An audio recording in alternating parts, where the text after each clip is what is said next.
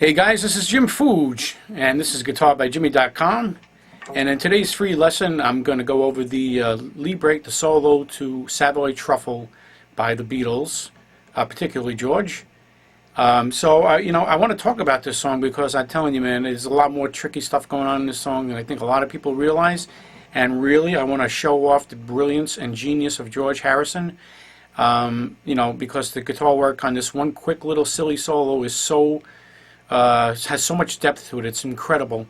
I think a lot of people don't realize it, and after this lesson you'll see what I mean. So, and I also want to point out some other things too in this song. So, we got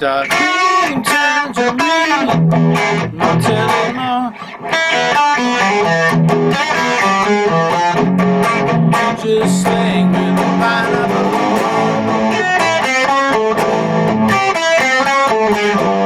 Okay, so the first thing I want to point out before I even get into the solo is, you see how I'm fooling around playing the orchestra parts? That's really important, man. Be a nut. Figure everything out when you figure out a song. Don't just figure out the guitar. I like to figure out the bass too sometimes, especially Paul because he's so great to play. The orchestra parts and stuff, it's a great thing to figure out, especially with Beatles songs because George Martin did such a great job with all the scores and stuff. So if you figure out the orchestra parts, you become a better player, become a better musician, and then you can, hey, I hate to say it, but you can steal some riffs doing that too, You can steal riffs like that. You notice in this part it goes. See that little difference in the notes? First time it's a sixth and then it's a flatted seven. That's pretty cool. So little things like that will give you an indication, you can go.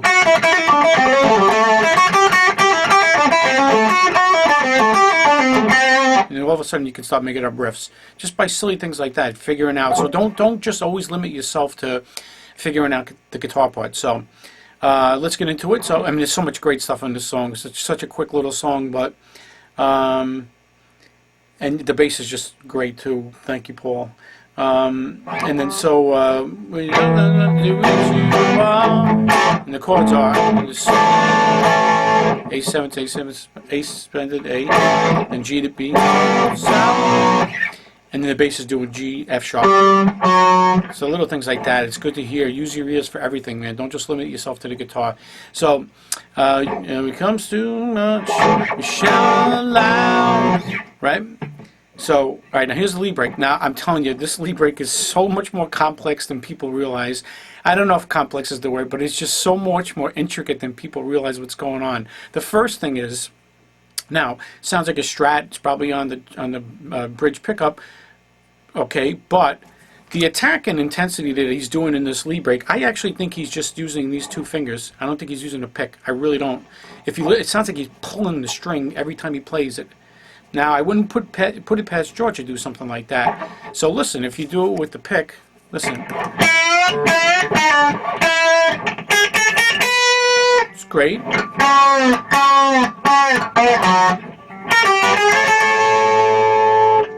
Right? Not bad, but listen to the difference now if I just use these two fingers to pluck it out. See how it's almost... You notice how he hesitates this part a little bit? He doesn't do it in perfect timing. It could be because he's pulling his fingers out. That's amazing, right? Now, I don't know. I really don't know for sure. But it sounds to me like he's playing like that, like a little Jeff Beckish, before Jeff Beck did it big time, And I wouldn't put it past the Beatles to do stuff before everybody else. Listen to this part.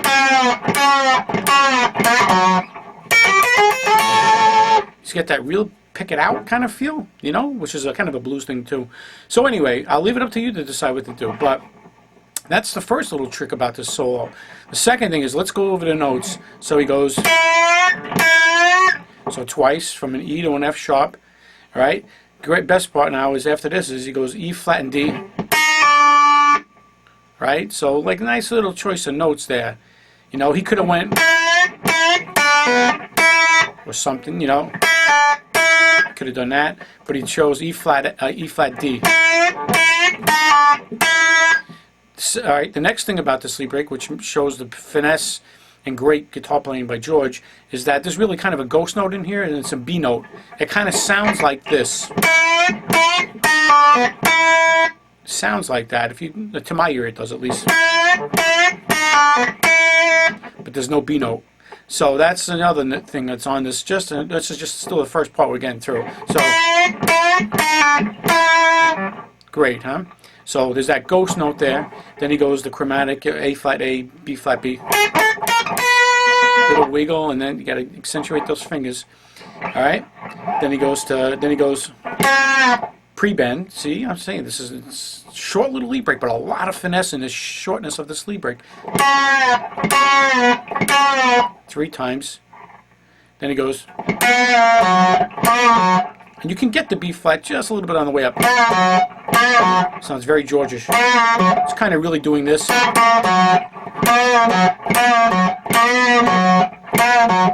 Okay, so. Okay.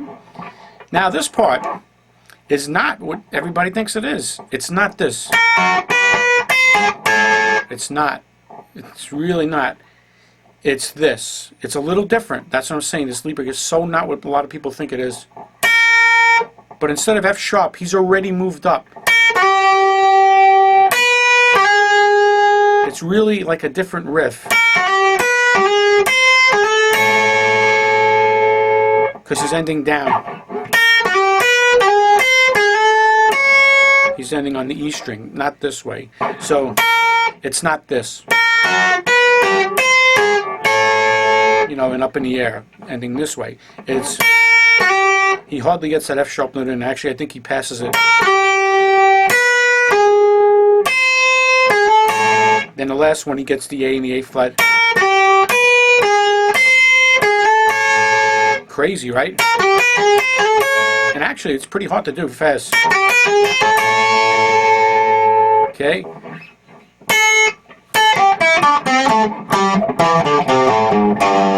Those orchestra parts, man, they're great.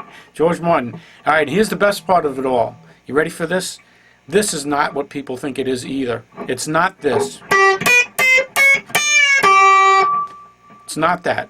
It's so much harder than that. It's so much, and it's so much George, typical George. A lot of finesse. It's, again, I'm still using my fingers to pluck it. And this part I'm going like this. Okay, you can hear that plucking there. Okay, so he goes G, B, C, C sharp. Okay, and here's what he does. He goes back to the B note, pre-bends to a D. Okay, I don't want to stop it in midair, but he goes, it's not.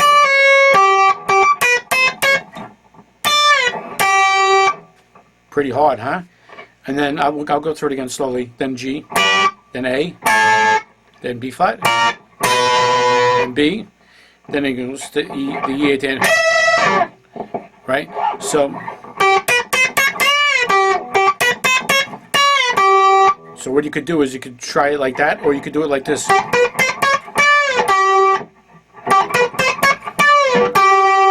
Okay? Alright? I don't have the exact tone that George has right now at the moment, so I'm sounding a little bassier when I'm going here, but if he's got obviously a lot of treble up on the amp. If you do that, if you go here, you could probably still do it. Or if you can bend it here, bend it here. But it's hard to do quick. You have to kind of probably use your first finger. It's hard to get that. Right? So,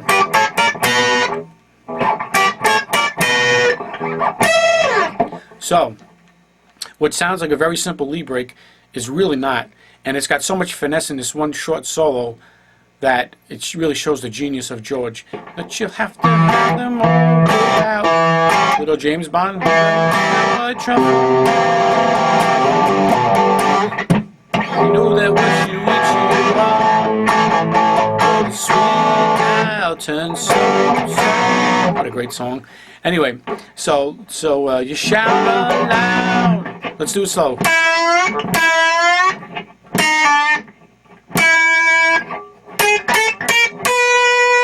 Do-do-do.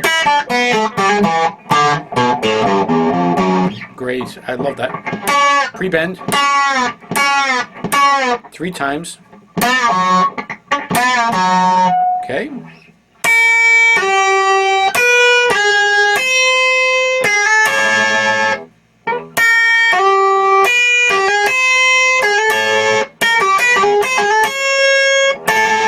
hard, man. It's not as easy as it sounds.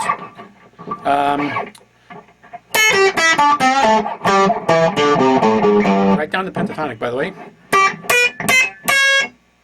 Not this. You hear how wrong? You hear how it's wrong? It's not that. Oops. And it's not this. This is too many notes. You see what I'm saying? If you think about it now, without playing it fast and listen to it, you'll hear it. You can hear that it's not this. It sounds wrong. Hear it? It's amazing to me. George, man, is so much more complicated than people realize.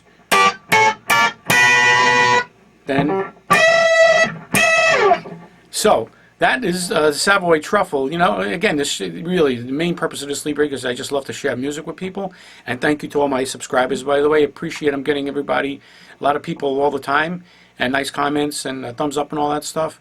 And, you know, it makes me feel good to share this kind of stuff. I mean, I have to sell some videos on my website, but I do like to put free ones on to teach people stuff and open people's minds musically, you know. And this is a great example. Such a quick in and out lead break, kind of like Old Brown Shoe, which I do have for sale on my website because that's definitely a lot more involved. But this, you know, this is just a perfect example. It shows the genius and brilliance of George Harrison just as a guitar player. Forget about a songwriter, but just as a guitar player, he was so much more advanced than people even realize. You know, I've said this time and time again. I mean, the Beatles are my favorite band, followed closely behind by Led Zeppelin. But anyway, I'm digressing. But I don't really care.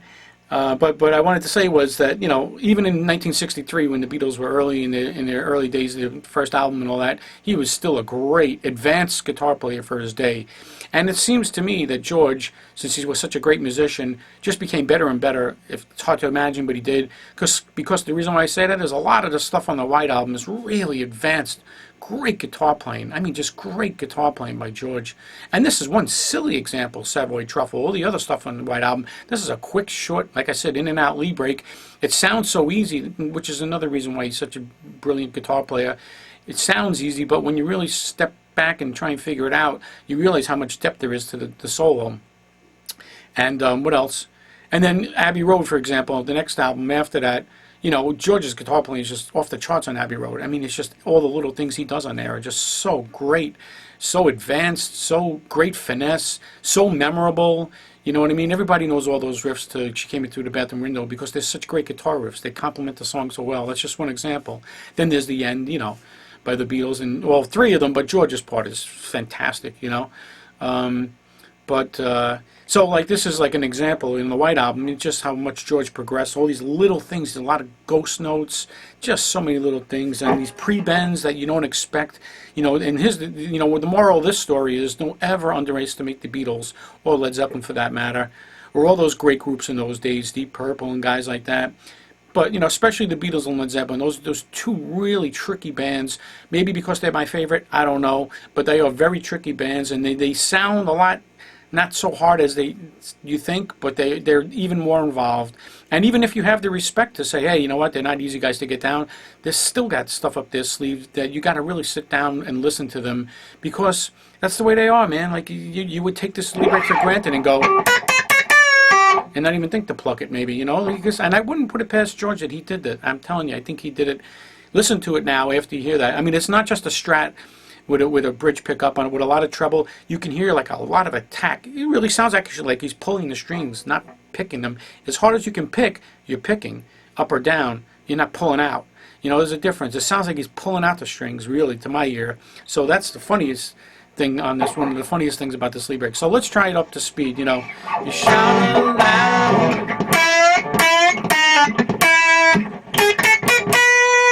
Da, da, da, da.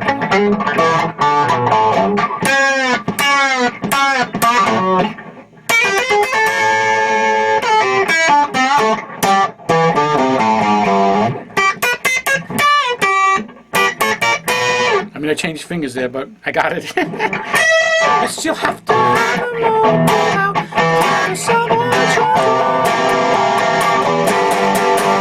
What a great song. So I'm Jim Fuge, and that is Savoy Truffle, and I hope first and most importantly, you appreciate the genius of George Harrison as a guitar player, and realize that, man, what it sounded. I use this perfectly on purpose. This example, this song, because it's one of those solos that people say, it's not so hard, it's quick, it's not that fast, I can get it down. Just to show you how much depth is in this solo, and then give you a new appreciation for George if you didn't have it already, and just to let you realize that guitarbyjimi.com. Where am I? I'm over here, I think. guitarbyjimi.com is always off the record, man, 100%. And as you can see, I'm a nut about it. I really care passionately because I love music, and I love great guitar playing, you know, whether it's the Beatles or Zeppelin or Deep Purple. Richie Blackmore was a fantastic guitar player. I mean, I can go on and on about these guys. Hendrix, Robin Trower, anybody comes to mind.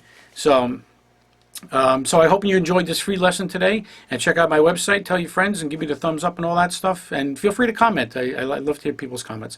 Thanks again, guys, and I'll see you guys on the next video. Rock on, everybody.